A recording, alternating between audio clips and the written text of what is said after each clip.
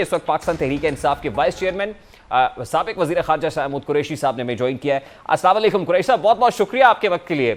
سر، سب سے پہلے تو بڑا سادہ سا سوال ہے، ملتان جلسے میں جس کو آپ ہوسٹ کر رہے تھے، پارٹی چیئرمین عمران خان صاحب نے کہا کہ 25 سے 29 مئی کے درمیان وہ اسلام آباد کی طرف مارچ کریں گے، پھر اچانک پشاور میں کور کمیٹی اجلاس کے بعد یہ فیصلہ ہوا کہ 25 کو ہی وہ اسلام آباد میں پہنچیں گے، یعنی بڑی عجلت میں دکھائی دے رہے ہیں۔ کیا یہ فیصلہ عجلت میں کیا گیا ہے پارٹی چیئرمین کی طرف سے؟ عجلت میں فیصلہ نہیں ہوا۔ آپ اگر غور سے دیکھیے تو انہوں نے کیا کہا تھا ملتان میں، انہوں نے کہا تھا کہ ہم 25 سے 29 کسی دن ہم اسلام آباد کی طرف آ سکتے ہیں، تو انہوں نے تو واضح کہ 25 بھی ہو سکتی ہے اور آخری ڈیٹ 29 کی تھی۔ تو اس پہ جب انہوں نے مشاورت کی کور کمیٹی سے تو اس پر اتفاق ہوا کہ 25 کو وہاں لوگوں کو دعوت دی جائے اسلام آباد پہنچنے کی۔ انہوں نے 25 تاریخ کو اسلام آباد کی کال دی تھی۔ تو وہ کیا بات ہے جس نے مجبور کیا خان صاحب کو اس کو مزید ڈیلے کرنے سے اور ایز ارلی ایز پاسبل، یعنی 25 جو ہے وہ ارلی ٹائم لائن تھی کہ 25 جو ہے اور 29 کے درمیان ہو سکتا ہے، تو کیا حکومت یہ آپ لوگ فورس ہی کر رہے تھے کہ حکومت جو مدت پوری کرنے کا فیصلہ کر رہی ہے یا مشکل معاشی فیصلے کرنے کا فیصلہ کر رہی ہے تو اس پر پریشر بڑھایا جائے اور ایز ارلی ایز پاسبل اسلام آباد پہنچا جائے؟ جو ہم نے پہلے فیصلہ کیا تھا وہ ایک نئی صورتحال جنم کیا تھا، فیصلہ آیا تھا جس میں انہوں نے 25 سے 39 کو ڈی سیٹ کر دیا تھا۔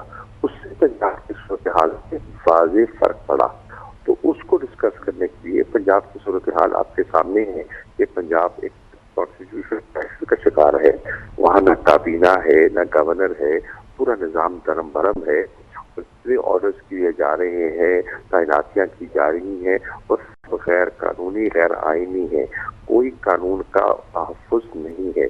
تو اس کو اس صورتحال سے باہر نکالنا بہت ضروری تھا، چنانچہ اس کو ڈسکس کرنے کے لیے اور صورتحال کو ڈسکس کرنے کے لیے کور کمیٹی کا اجلاس بلایا گیا۔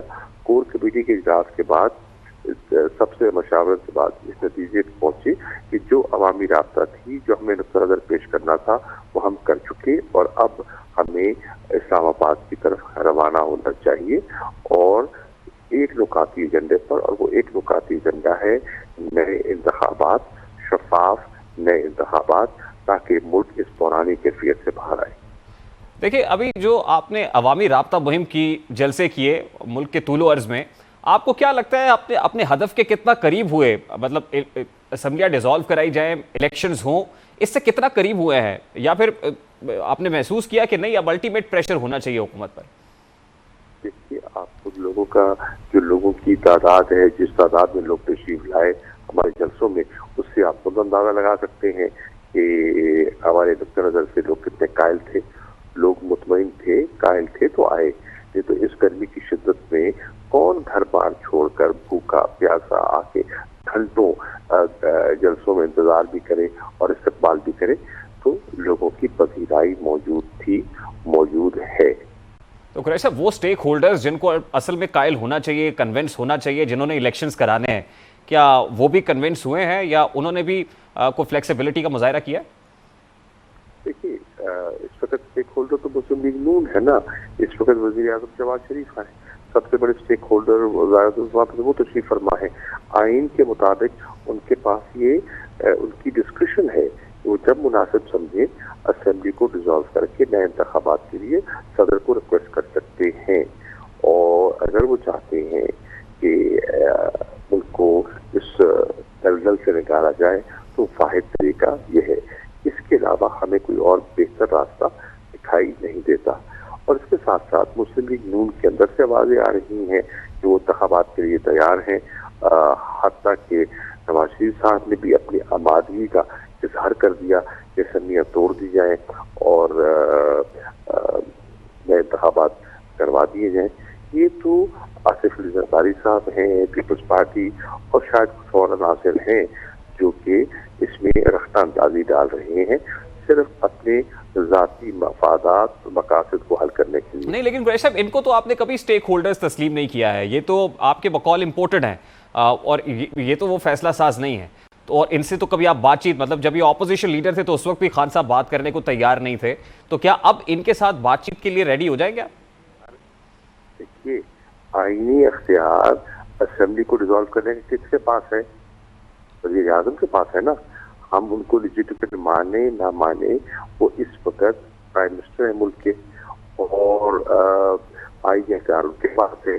تو اگر ہم نے ڈیسولوشن کی بات کرنی ہے، نئے انتخابات کی بات کرنی ہے، تو ان کو پریکٹیکلی عملی جامہ تو وزیر اعظم شہباز شریف سے پہنچانا ہے نا. تو اسلام آباد پہنچ کر بھی آپ انہی سے بات کریں گے؟ جی اسلام آباد جب پہنچیں گے قریشی صاحب تو انہی سے بات کریں گے آپ اس وقت منتخب جو اس وقت کی حکومت ہے، مخلوط حکومت؟ ہم تو چاہتے ہیں کہ انتخابات کی وہ تاریخ کا تعین کر دیں، نئے انتخابات پر اتفاق کر لے، ریزولوشن کی ڈیٹ دے دیں، نئے انتخابات کی تاریخ دے دیں، تو اسلام آباد مان کی نوبت ہی نہ آتی. وہ ہم اس کیفیت سے ہم دو چار ہیں، اس پہ ہم مبتلا ہی نہ ہوتے اگر یہ ہر وقت اور صحیح فیصلہ کر لیتے. نہیں لیکن یہ مارچ ہوگا قریشی صاحب، یہ دھرنا ہوگا وہاں پر؟ دیکھیے اسلام آباد پہنچنا ہے. اسلام آباد پہنچ کے خان صاحب نے کہا ہے، عمران خان صاحب نے، کہ وہ خود اس کو لیڈ بھی کریں گے اور وہاں 3 بجے لوگوں کا استقبال بھی کریں گے. تو مختلف اضلاع سے، پنجاب سے، سندھ سے، بلوچستان سے، خیبر پختونخوا سے تشریف لا رہے ہوں گے، آزاد کشمیر سے، بلوچستان سے، تو وہ خود ان کا استقبال بھی کریں گے. اس کے بعد یہ ان کی ثواب دید ہے کہ اس احتجاج کو وہ کیا شکل دیتے ہیں. ہاں یہ ہم نے کلیئرٹی ہے کہ ہم نے پرامن رہنا ہے اور ہم نے نقص امن پیدا نہیں کرنا، لیکن اپنا موقف ضرور پیش کرنا ہے. اچھا، جب میں بات چیت کی بات کر رہا ہوں تو آپ کو یاد ہوگا 2014 میں بھی الٹیمیٹلی جب معاملہ پوائنٹ آف نو ریٹرن پر ڈیڈ لاک پر آ گیا تھا، تو اس وقت راحیل شریف صاحب جو اس وقت کے آرمی چیف تھے، انہوں نے بلایا تھا اور وہاں پر عمران خان صاحب بھی اور جو اس وقت کی حکومت ہے اس کے زعما بھی موجود تھے. تو آپ کو لگتا ہے کہ اب بھی ایسی پوزیشن آ سکتی ہے؟ میں نہیں کچھ کہہ سکتا، کسی کو تو نہیں کہہ سکتا. میں سمجھتا ہوں ابھی اس کی ضرورت نہیں ہے، اس کی نوبت اس حد تک نہیں ہے. اس وقت اگر شہباز شریف صاحب چاہیں وہ ایک خط دے دیے لکھنے کر سکتے ہیں. نہیں لیکن قریشی صاحب، جب عمران خان صاحب نے مطلب ان کا ایک سٹانس رہا ہے آپ کے اداروں کو نیوٹرل نہیں رہنا چاہیے، نیوٹرل تو وہ کہتے رہے کہ نیوٹرل جانور ہوتا ہے، لیکن کل انہوں نے کہا کہ نیوٹرل ہے تو پھر نیوٹرل رہے. اس میں کیا پیغام تھا؟ اس میں پیغام بڑا واضح ہے کہ وہ بات ہے، انہوں نے فیصلہ کرنا ہے. کانسٹیٹیوشنل اتھارٹی ان کی ہے اور انہیں اس کانسٹیٹیوشنل اتھارٹی کو ایکسرسائز کرنا چاہیے اور سیاست کو اس سے آزاد کرنا چاہیے. اور پھر ایک کال آپ کو بھی آئی کل، اس میں بھی یقیناً کوئی نہ کوئی پیغام کہاں سے تھا، کون تھا، کیا پیغام دے رہا تھا؟